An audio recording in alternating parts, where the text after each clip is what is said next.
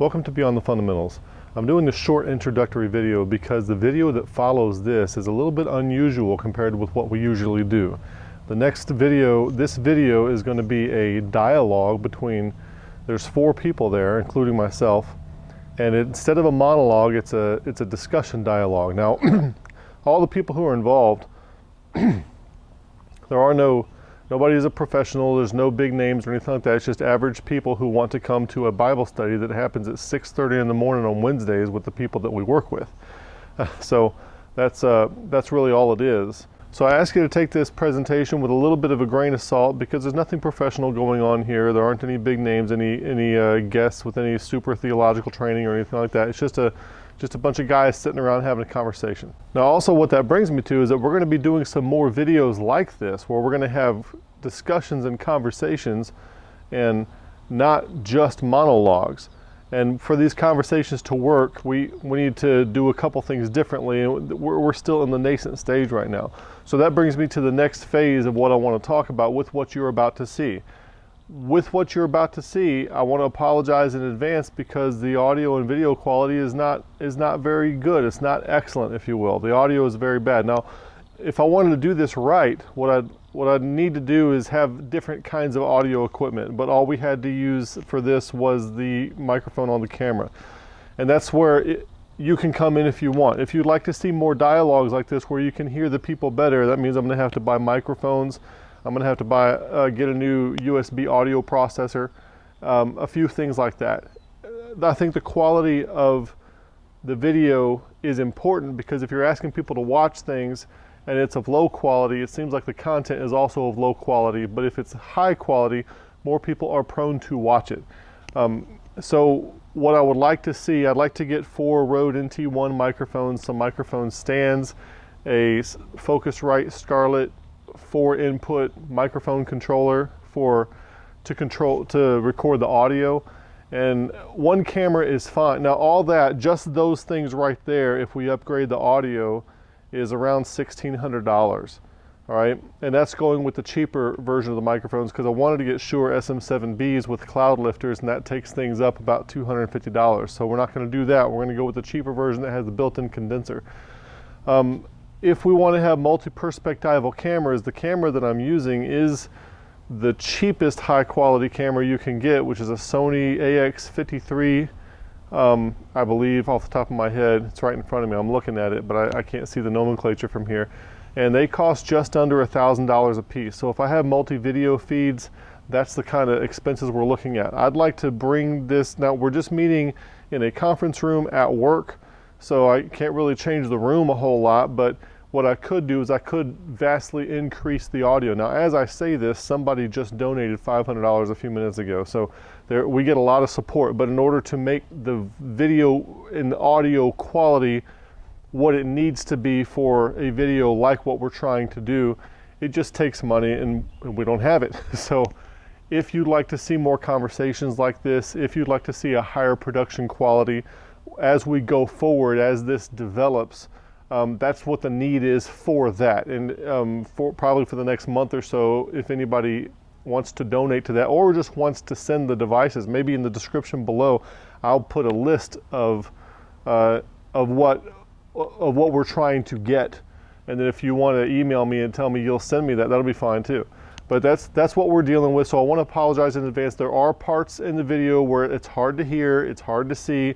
I understand, and I'm sorry. So I ask that you just kind of, I know what all the complaints would be. And last time I had audio complaints and tried to fix them, it took me about $1,500 to fix those audio problems. And now we're trying to include more people. And now we know what to do. You just got to increase capacity. But these things take time to grow things this way. So I hope you enjoy what follows. You may have to squint to listen a little bit if you can squint your ears to listen sometimes because the audio is not that great, and I apologize in advance. Well, with all that being said, this is a dialogue and we have more people talking, and I would like to branch out to include more people in the dialogue soon and rotate people in and out, but I never want any more than about 4 people total to keep it kind of controlled a little bit to where it's not chaos. With that being said, let's move on and let's listen to this dialogue. All right, what I'm hoping to do today is have an open dialogue. So what we've covered so far for your benefit and as a review, I kind of put some things on the board where if you look over in the other right-hand corner, you have the aim and others and being in base reality. And what we're looking at is in order to have meaning in life, you are connected to base reality, which is where God is base reality. And that's where that from whence all things that we know is projected. That from which everything emerges would be that. You're in touch with that. You're connected with others. You're connected with being. Jehovah means the being one.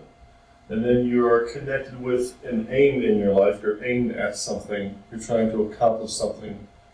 For example, we're going to probably mention Noah a lot because of the definition of faith in Hebrews 11 is immediately followed with an example of Noah. So like Noah he's basically aiming at being alive after the flood, right? So we should have some sort of correlative aim in our lives to where we're looking at being something after either a Kairos or after a certain period of time. We'll talk about that too. So the connectedness to those four things basically is kind of where a person would derive meaning in life, right? And we want to also, and I'll point these out, the transformation will be a transformation into the embodiment of this, having meaning by being connected to those four things. This is a Romans 12:2 transformation. And then so that's the four-way trajectory. And then we're transformed into having the four types of knowing. And we covered that last week. The four types of knowing are propositional, procedural, perspectival, and participatory. That comes, cognitive science breaks that down for us. And we have that in, probably if you look at the works of John Vervaeke, you have that. One of the problems with modern Christianity is that it is mostly this and almost none of this, of these three. Propositional faith or beliefs, if you will, or truth would be, I believe that. I believe that cats are mammals. I believe that God is a Trinity. Things that you believe that they are true. Procedural is how you do things, like to know how to catch a baseball it's different doing it than passing a test on it. So we're talking about doing it. Perspectival is having an optimal grip on a situation because you understand your perspective in relation to other perspectives. And then participatory is you participating in the normative feature of participatory knowing, or participatory truth, if you will be attunement between you and your arena, that the agency and arena attunement, to where you understand the arena and you can operate it with precision. A good example of participatory attunement is on the Saints football team, Taysom Hill. Y'all know Taysom Hill on the Saints football team? The thing that's great about Taysom Hill is that he has played every position. He's blocked punts, he's been a quarterback, he's been a receiver, he's been everything. He's played everything. So in that arena, he probably has the most participatory attunement and could tell you anything about any of the positions. Whereas someone who largely sits on the sidelines and only has one job would have less agency arena attunement than he would in that arena. If that makes sense. All right, so we want participatory attunement as much as possible. So what we're looking at doing in the Romans 12 transformation is a person who transforms into somebody who embodies all four types of knowing, and we want to get away from the typical Western church, which just focuses mainly on propositional stuff. I believe that. You have a long statement of faith that says, I believe that, and then a whole bunch of things. Well, what does that really do for you without these? So we want to include these, not just that. And then faith, and that is not just propositional faith, but faith that compels a person to act toward a hopeful goal with the complete with complete commitment. Like Noah, we mentioned Noah several times. He's got a goal of being alive after the flood, and he acts toward that with complete commitment. All right, so that's the kind of faith we're talking about. We're not talking about just faith. I believe that Jesus Christ died and rose. Of course you believe that, but I'm talking about a faith in your life where you act something out that brings something better to pass than existed before you started acting. And then we want, so this is a personal transformation. And then we want a church-wide transformation into the Ephesians 4 model. And that Ephesians 4 model is characterized by a point in time when, like Ephesians 4 says, every joint supplies the edification that builds the church into something better than what it was before. Not just pastors and teachers anymore. So pastors and teachers, according to the Ephesians 4 model and several other passages like 1 John 2:27, they should probably move from a medic transmission role, which is what I'm doing right now. I'm talking, everybody else is listening. We should move from that toward facilitating something where everybody's edifying everybody else. That's what that Ephesians 4 model looks like. So the big question for me is, how do I participate in the arena of Christendom in a way that not only transforms me, but also transforms the church from the ineptitude that it is now toward the Ephesians 4 model? So that's what I'd like to discuss. Personal transformation and church-wide transformation. Y'all care if I shut this? There's noise out there. That's awesome.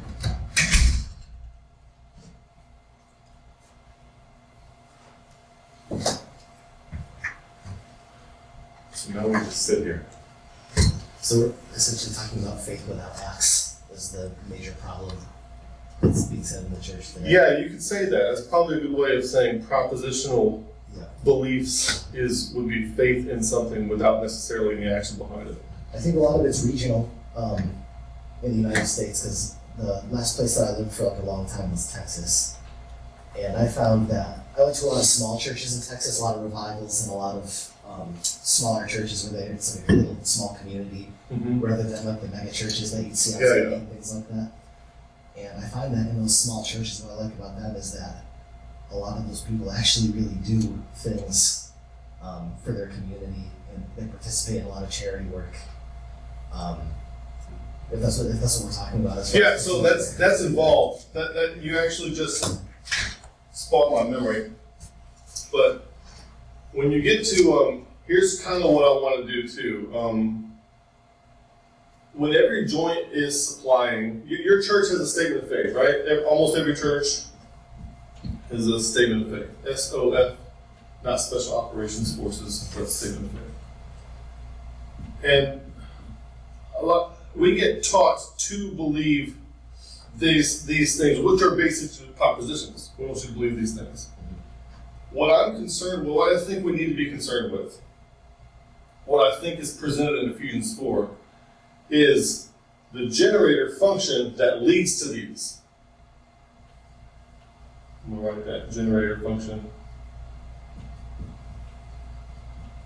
that leads to the propositions. But now we don't, so what people do is they get the propositions and they hold on to them like they're belongings, like material possessions, like their car or something like that, and they identify with them. I must have these beliefs. But what we're looking at doing is, we treat this like science, where instead of just being told what to think, we want to go back to the how to think. And then once we get the how, once we generate a what, the proposition, we don't take it so seriously that we identify with it and have an emotional breakdown if somebody proves it wrong. But we want to get everybody transformed, every individual in the church transformed, to where they can participate in the generator function that leads up to something like a statement of faith. So that we're not just telling people what to believe, but they are participating in what you might call the scientific method, interpreting scripture for themselves and edifying one another. If that makes sense. Yes. So that's another thing I wanted to point out, put up there. Yeah, I think Casey brings up a good point too, is, on the region, I feel I learn better in a smaller environment where, like say if you're the pastor, we can have more one-on-one conversation, advice. Mega church, you may not even know everyone in the church. You know what I mean? So I think to get to that statement of faith, like my background is Methodist. It wasn't until I was in my mid-30s that I even understood that, this may be kind of ignorant, but like methodology, Methodist. Like, so what does that mean? Like, who made this? Mm-hmm. And, when you look at Wesley and why he made it and all this stuff, it was because he felt there was a method or a procedure to take one individual and get them closer to God. And so I think that goes back to education. I think today, at least in my Methodist experience, they don't do a good enough job educating where did it come from and why is that procedure important to make you closer to God. Yeah, so, well, in addition to that, instead of just taking what Wesley provided and passed down, Right. how do we each be that Wesley? I think education. Right? How do we, Yeah. I want to be Wesley, Yeah. and I want to co-create something that is the new Methodist Church, if you will. Is that what I'm saying? Yes.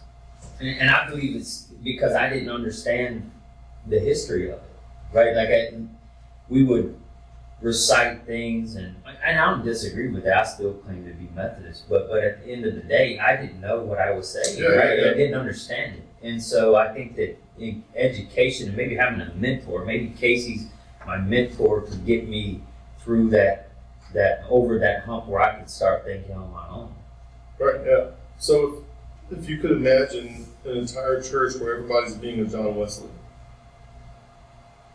and divorce yourself from the idea, you think of a product, we think of transformation as a product, or we think of wisdom as a product, like a wise person has these qualities, and get away from that idea and start thinking of it as a process instead of a product. It's not a thing you become or a set of things you learn. It's a set of things you do, or a process that you constantly do, and that process constantly improves you. Like the refinement of gold, which is a biblical analogy. So that you want to be doing that process. You want to do what Wesley did, not just follow what he did. Right. And I think through that process, let's say Casey and I take it at the same time going through this process. He may learn something along the way that I don't recognize, but that's where, I think you get into the Ephesians model where, or Ashley or something, she's going through it like, hey, Chris, did you recognize this while we were going through? And then it's not only self-education, but peer education. Yeah, you want insight. So you become, what I've learned over the years is that a Bible teacher, you might start thinking that the teacher is the guy who has the information that's trying to give it to the other people.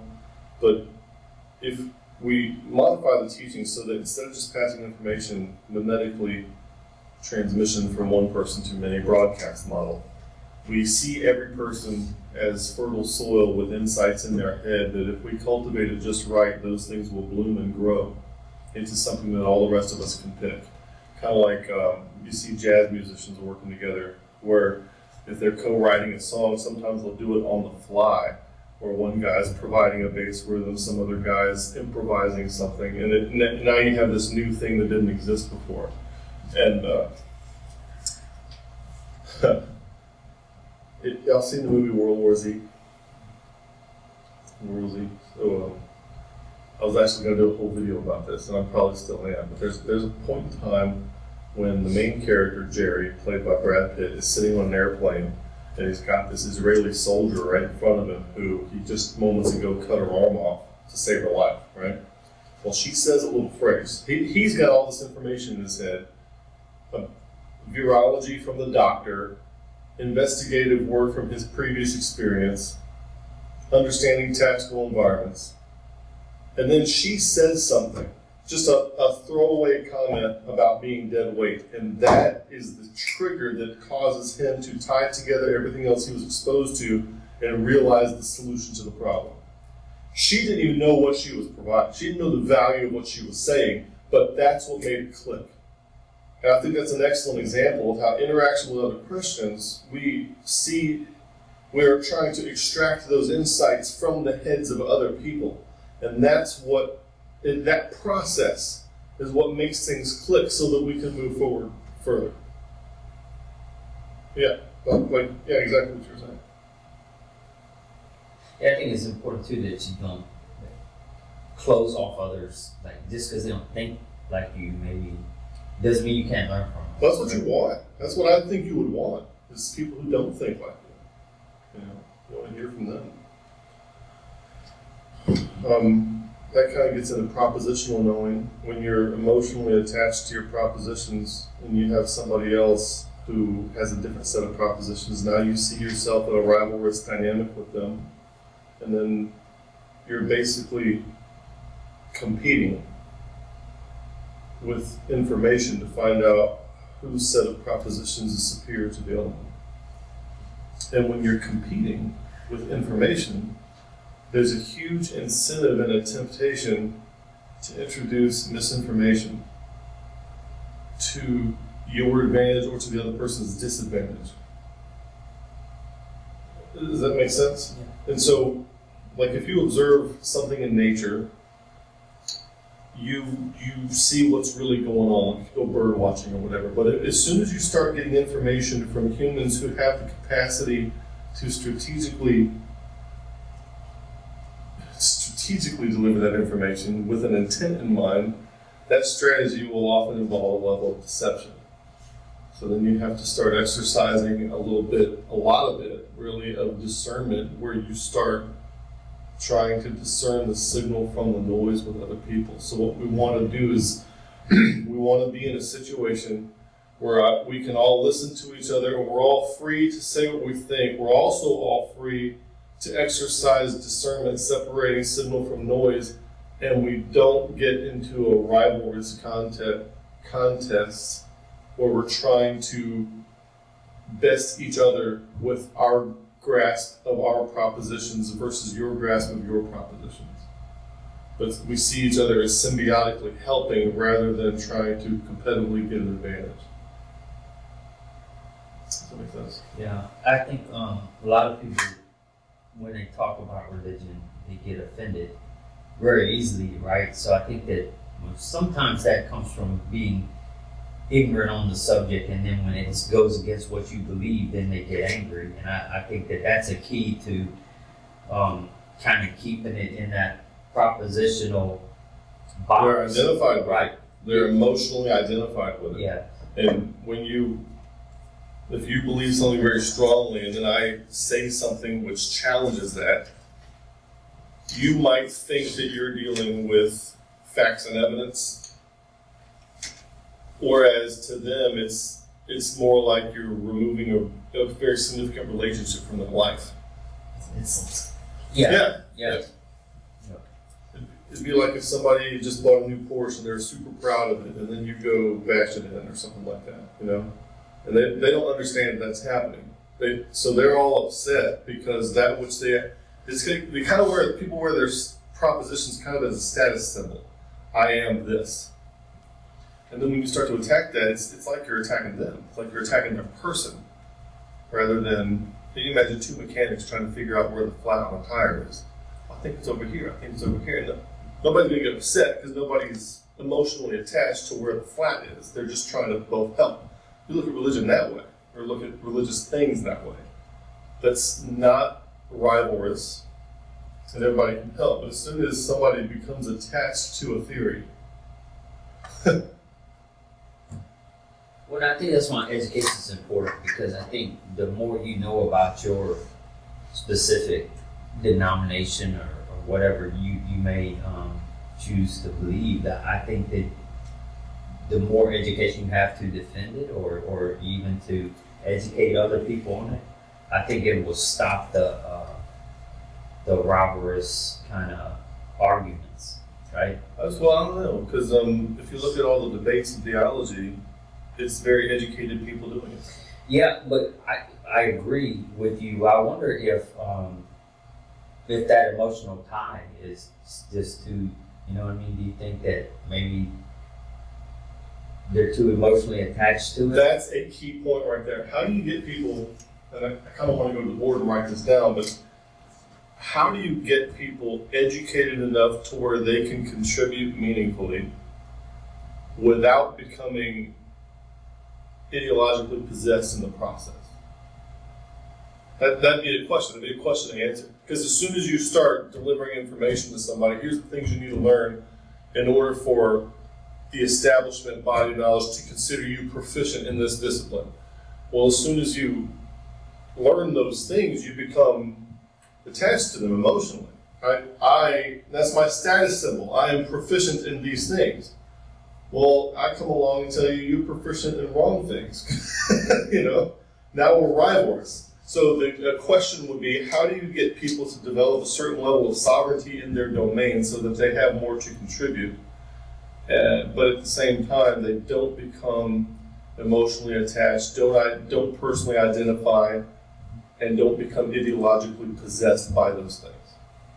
I think education's a big part of it, and there's something else missing that I can't put my finger on, but there's a difference between two. Let's try to put our finger on it. Two professionals in the field who are debating about theology. Chances are they mutually respect one another. They're familiar with each other's work already, just from doing it for so long, and from reading and peer-reviewed materials and things like that. But let's say we take two people from Louisiana who don't know each other and are getting into an argument about religion, and neither one of them are masters at the material. So you kind of have a pooled ignorance situation. Yeah, I think so. Yeah, that's a good point. I used to have a professor that used to say, when you get into a discussion, you don't want to descend into pooled ignorance. So that's a good challenge. That's a good fulcrum point to realize how do we not just have a monologic broadcast transmission style of information transmission where everybody participates, but at the same time also not have pooled ignorance when they participate. Yeah, well, without rivalrous ideological possession being involved. Yeah, well, if you look at the models you have up there, right, I think in order to move to step 2, you have to do step 1. And that's self-transformation. Because until I recognize that I may not know everything, I may not be able to have a conversation with Casey or Ashley because I'm not transformed internally to accept that I'm not always right. You know what I mean? So I think you actually, if you meant to do it, but I actually believe that you got to do 1 before you can do 2. Yeah. So I guess you could translate that into saying, in the graduated Ephesians 4 model here, where every joint supplies edification, there's essentially a point in time at which you become qualified to do that, or you graduate into being allowed to do that, if you will. I thought about this. If you were to have a church that was striving to do the Ephesians 4 model, I thought maybe you would have to have like graduated segments of participation. For example, beginners would be in a broadcast style mimetic transmission class. Here's the base information that you need to be familiar with.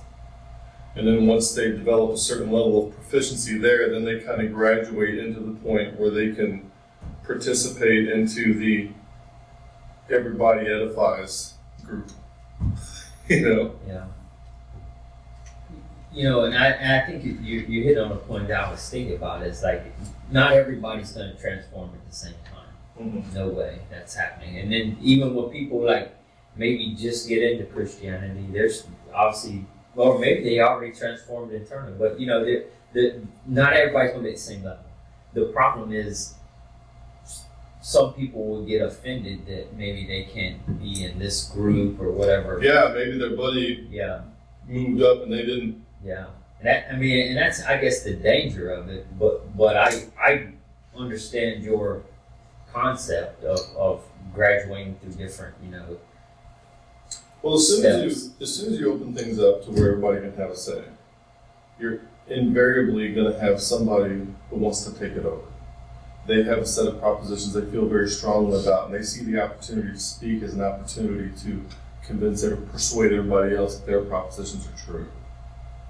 And they may have a high level of proficiency in the base amount of information, but their process, the way they're going about things, they're rivalrous and they're egotistical. And you don't want that either. So you have to have some kind of way to filter that out, either in the process or the people themselves. It may also need to be mediated. So not everyone's that great of a speaker. Even Moses had a stutter, he had to have Aaron help him. Yeah. And some people, they're not really good at trying to prove their point without sounding too aggressive and argumentative. So a lot of this stuff may need to be Or coached. you can stop that sentence short and say maybe they're just not good at trying to prove their point. Not because their point isn't a valid point, but because they're not very skilled at articulating it. Right. So they're either argumentative and they just don't do it well, or in a non-rivalrous way, or they're just not good at articulating what might be a great idea. They're just not a great spokesman for it. I feel that way a lot, by the way. Me too. I have this thing that in my mind it seems congealed, but the words that come out of my mouth do not do it justice. I don't have the vocabulary to fit what it is I'm trying to get at.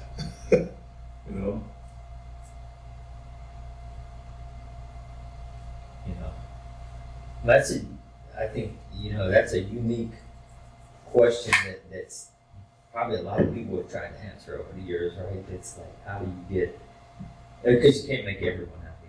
I mean, you see this on YouTube, right? Like, it's not everyone's going to be happy with what we're saying here, but I think the more that we get into the informing the new, join members of this church ideology kind of idea that you're thinking about, I think the more that they're educated up front, and don't close off the different segments to them, but let them go in, and then maybe they're like, hey, I'm not ready for this group yet. Like, I need to go back down here and maybe read a little bit more. Or maybe, Bible. or maybe if they have their ego in check, just being around that. So something I also thought about would be for the people who they're at the mimetic transmission level, maybe they attend a conversation that happens on a stage between 4 or 5 people, or between 3 people, or something like that, or maybe just between 2. But maybe I can be very simple and just say that one step we could take in the Ephesians 4 model is move from a monological sermon into a dialogue. Or just say no monologues, no more monologues. So everything would need to be at least a dialogue as far as edifying the body is concerned. Now maybe that's completely wrong, but something like that, where there is no. Maybe when people start off, there would be monologues in a certain area, but there would be like the circling groups for the graduated types, and then there would be maybe where you would have conversations with those people that everyone else could sit and listen to. And that maybe like certain ones could come up and participate in that at certain times. Something that just occurred to me too is we talked about debate a little bit. So Wasn't anything yet. we haven't. If you're debating, you're looking at somebody who is highly proficient in. They're good at the rivalrous dynamics of the propositions that they hold, right? When you're cultivating insight, like something you just said a second ago, it's this brand new thought that could be solid gold, but you haven't had any practice in articulating it or vetting it or anything else. So when good insights first are born, when they come out into reality, they're poorly worded, they're not articulated very well, and they may even be cringeworthy from some aspects. So they need a little refinement.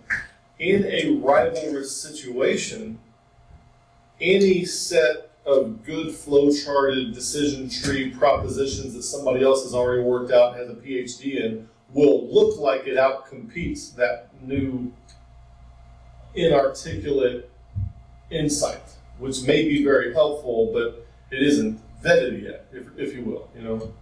So I think the rivalrous debate model, where a lot of people say put it through the crucible of debate, well, that tends to stifle things that just aren't ready yet.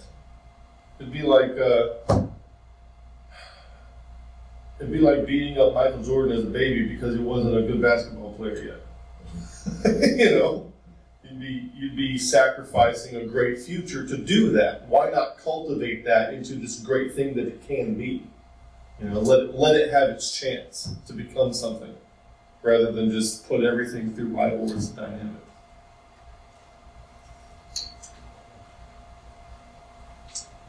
One thing I agree with what you said earlier was to essentially, the way that I understood what you said was to have essentially ability groups for different levels of understanding of the Bible. And I agree that we do it for children already at churches. Yeah. We have like the teen group, and all the youngsters, and they learn different things about the Bible that they can understand in their current mentality. And I think that's important to have for adults too, because there are adults, you know, like who they call them baby Christians, but they're new to the faith essentially, because they're born again, they're converts like me. Yeah. I didn't know anything when I knew some things enough to come across, but not. Yeah, you absorb some things just from your culture, Right. you know. So I agree, definitely agree with that. So maybe you could do something like martial arts. Maybe we could take something from them, because in martial arts you have belts, you have a Ranking system. measured level of progression, right? So you could define different measured levels of progression of personal transformation. And of course, as soon as it's kind of self-defeating, because one of the criteria would be ego transcendence, but then as soon as you have that marker, it's an ego booster. You know, Another I obstacle got to my that- brown belt. Yeah. Another obstacle to that would be who gets to say Who decides to that? the next level, and then how do we prevent nepotism? Right, yeah. So, So maybe there would be some kind of dual authorship, or kind of like an honor system, to where here's the criteria. If you think you're there, come on in. Something we'll like let that. you know if you're not quite there. We'll know that you're struggling. Well, I think too, like sometimes people get turned off, like maybe if they come in and hear you, because you're much better at, you know, citing scripture than I am. I've read the Bible many times, but I don't remember all the verses and, you know, stuff that like you do.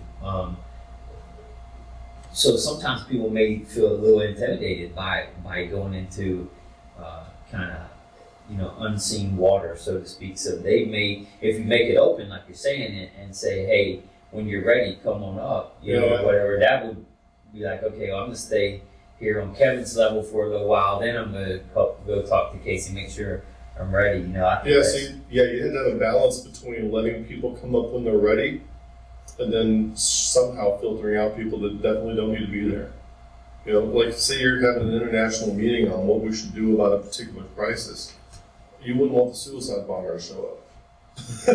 There's some people you just don't want there for good reasons. And so you have to have some kind of filtering mechanism to where, okay, if we know that you're operating in a rivalrous dynamic, then this isn't the place for you. Well, you know, too, maybe having someone that can mentor or coach that individual, right? So if say I'm that guy, that comes up, I want to be here, I think I'm ready, and then you recognize, hey, maybe he's not ready. Okay, Ashley, can you please help him to understand where he's at? You know what I mean? Like it's So we could take this. We could probably that would need a lot more work. This whole idea of how we do this. So now let's imagine we have an Ephesians 4 model. Let's say you have a church where you have 100 people, or 1,000, doesn't matter how many, and we're doing Ephesians 4. We got that every node is supplying signal, and every node is filtering noise out of the signal, and then they're re-articulating that signal at a higher level of skill than it was articulated before. And we're cultivating insight, we're nurturing insight, and we're developing into something great. Now, okay, when they're doing that, now what do they do? When's their Noah moment? You see? Are they just going to do this and then they go to work and keep working at Walmart, and now Walmart is no different? I think if you're a good Christian and you work at Walmart, Walmart should be different because you're there. This floor is now different because I dropped a marker. It's got a black spot on it now. We all work at Marfarez. This place should be different because we're here. So what I want to do is kind of introduce like a real world competency evaluation into this. In the Bible, there are two words that get translated as time or the right time or kind of thing like that. And there is the word chronos. And if you have like a Timex watch, there's the chrono feature on there. That's the typical logical progression of time. And there's certain things there are times to act and times to decide, but they're predictable. Like there's a time to go to college, and that's not like any other time in your life, but you know it's coming. There's a time to retire, and you know you're going to die. Those are chronos things. And then there's another word used translated as time, Kairos. And that's the word that shows up in 2 Corinthians 6:2. Behold, now is the accepted time, now is the day of salvation. It's a particular, I don't know what word I'm trying to say right now, but it's a certain point in time where you recognize a major shift in how things are going. And then you can capitalize on that. Like if you could foresee the invention of the printing press, okay? A Kairos. So there's a chronos, so a Kairos, something else you might call that is a nonlinearity.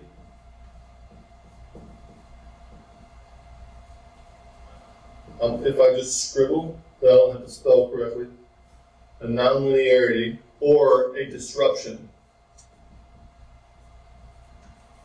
in the chronos, or an opportune time in the chronos. We've all been building up to this. Now, Domicide is having. Now, we're being overtaken by the Visigoths. Where something's happened, something crazy's happening. It's way different. COVID-19. Okay, COVID-19 is a Kairos situation. Let me give you an example. Chronos and Kairos. All the waves on the beach, they keep happening over and over and over, right? So that's kind of like Chronos. So it's predictable, it happens, you can see them coming. I just watched a video on the internet the other day of a guy who was watching the waves, and then at just the right time, he ran with his little surfboard, and he got up good speed, jumped into the water with the surfboard, his feet on the surfboard, hit a wave, and did a flip like 20 feet in the air, flipped a couple times and landed. It was awesome. He saw an opportunity come. So each wave has a Kairos point to it. And if you have participatory attunement, which that surfer apparently did, you know exactly when to strike that thing to get your desired result. Right? So if we are doing this correctly, then we should be able to read the chronos, anticipate the Kairos, and hit that bad boy in a way that we accomplish something, we foresee it, and we behave appropriately. And so this transformation, the test of this transformation, of whether you've really done it or not, we can put little measures on it and say, okay, you graduated into this model, but the real test of it is who behaves most appropriately during a Kairos. That would be the real test. I don't know if this is blocking the screen or not.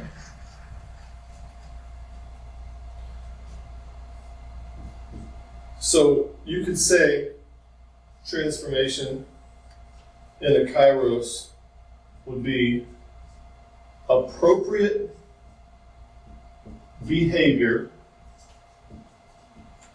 in the highest possible possibility of situations. The largest number of situations possible. If you're transformed correctly, you would behave appropriately in those things, not just not do wrong, but move something toward a better goal. Now, I told you a second ago, I'm working on a video on World War Z. And the reason I'm doing that is because I don't think World War Z is a zombie movie. Obviously, it's a zombie movie. I think it is a case in point character study of the way to behave in a Kairos. Because Kairos, we have a pandemic outbreak right now, we're COVID-19, and is the real problem the disease, or is the real problem our reaction to it? Who knows? But nonetheless, we're in this Kairos problem. What do we do about it? Okay? The World War Z Kairos is extreme, and an extreme Kairos brings forth an opportunity. So I think if you watch the main character and look at the calmness and look at the different kinds of people he can talk to kids. He can talk to a little kid who's having an asthma attack and comfort that little kid. And then later in the movie, he looks a Navy SEAL dead in the eyes and asks him to sacrifice himself so a plane can take off. That's the ability to deal with people in a wide variety of situations. He can act appropriately. There's a point in time when he pulls a knife and cuts somebody's arm off without thinking. There's a point in time when he throws a grenade in a plane that's flying. Okay?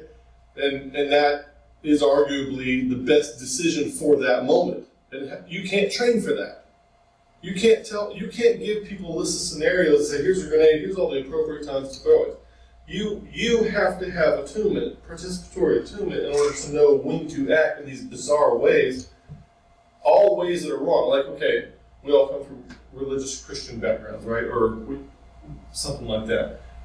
I think we all feel very disfavorably towards suicide. There's a place in the movie where the main character thinks he may be infected, and he runs up to the edge of a building and starts counting down to see if I'm infected. If I think I'm becoming infected, I'm jumping over the ledge.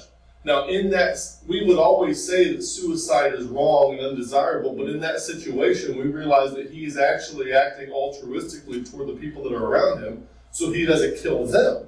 So in that situation, suicide would be appropriate, because you're going to die anyway. Later on, somebody gets bit in the leg, and the change rate is about 12 seconds. You change in about 12 seconds. So somebody else gets bit in the leg, and he's a soldier, so he shoots himself in the head before he turns. Okay? We would all say suicide is bad. Some people even come from traditions that propositionally teach that everyone who commits suicide goes to hell. What about that situation? What if you knew that in 12 seconds you were going to start killing other people? So what it is that you could also word it this way. Proper transformation involves behaving properly in a Kairos and knowing when it's appropriate to break normal rules. You can say it that way. So what I would like to see happen in the church is not just, we need to do this, Ephesians 4 model, but I think that if we combined our collective intelligence as Christians, I think we could set up a model to where if we did it appropriately, when the world had a problem, they would know that we had a structure of insight cultivation that could help solve that problem. Like say the government is like, for whatever reason, they're like, hey, we need to be in Mars in a month. All right, what's the best insight cultivation model we have? They're doing it in the church over there. Let's get those guys over here and have them do that here at NASA. That kind of thing. So I think, and that may seem kind of like a weird, strange thing, but I think that the process of insight cultivation, which is tested by the Kairos, would not just be limited to Christianity, but would be a tool that the rest of the world could call on. And that we could actually provide insights in all the, how many domains of expertise do we have in this room right now? We have military operations. I don't know what your MOS is. You're working in plans. You're a military officer. I'm a retired military officer with IT infrastructure stuff. So we have expertise to offer that are not just limited to Christianity propositional things. So if we could take this model, learn how to cultivate insight, and then also find out how to improve disciplines that are considered outside Christianity, Christianity could actually be an asset to the world at large, as opposed to, let's be honest, most people view Christianity as a liability. They view Christianity as a liability to sense-making, to science, to knowledge, to all these things. And I think that if we were to do this right, we might possibly set the stage to be the best hope to move forward in a Kairos situation, because I don't know of anybody else that's doing this. I do know some people that talk about it in a secular way, and that's the Game B people. Jordan Hall and Daniel Schmackenberger and those guys. Real smart guys. I encourage you to listen to those guys. But that's all secular. What I found listening to those guys talking about the decentralized collective intelligence is that maps directly to exactly what we find in the Bible. That kind of transformation is exactly what's been sitting in the text of Scripture for 2,000 years, which it seems that no church has brought to light. Anyway, this was not supposed to be monological. I wanted to throw in the whole Chronos Kairos transformation kind of thing in there. And then also the applicability of this process to where I don't think we're limited to Christianity. I think that's important.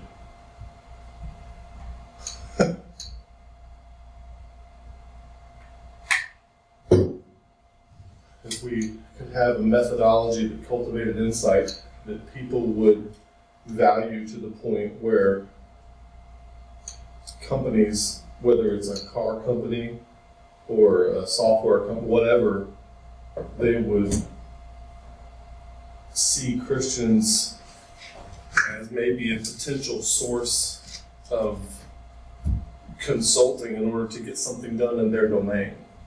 Hey, these guys can get something done. They can transform people who can act in a Kairos, and that's what we need.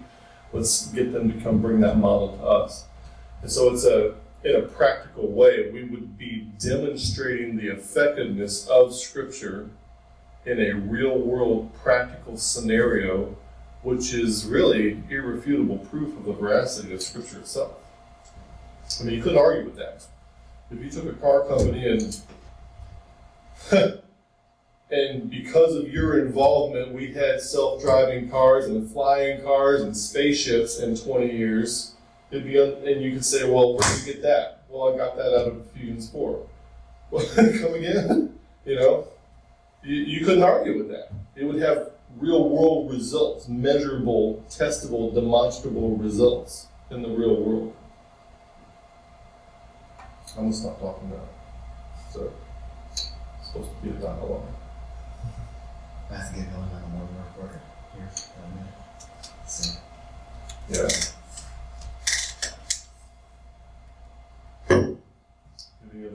You never said anything. You got anything to add?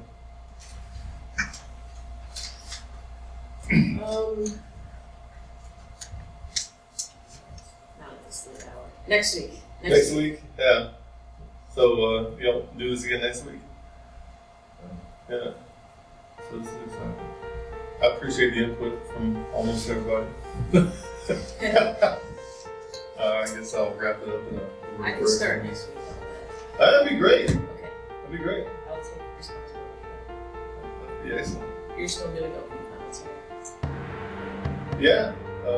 You already know what you want to start on? I, Or you just I have have comments two that- thoughts that we I can start on. Start something. All right, great. Yeah. Okay. Let's do that next time we start with your 2 thoughts. Sounds Okay. great. Remember those two thoughts. Right now. Yep.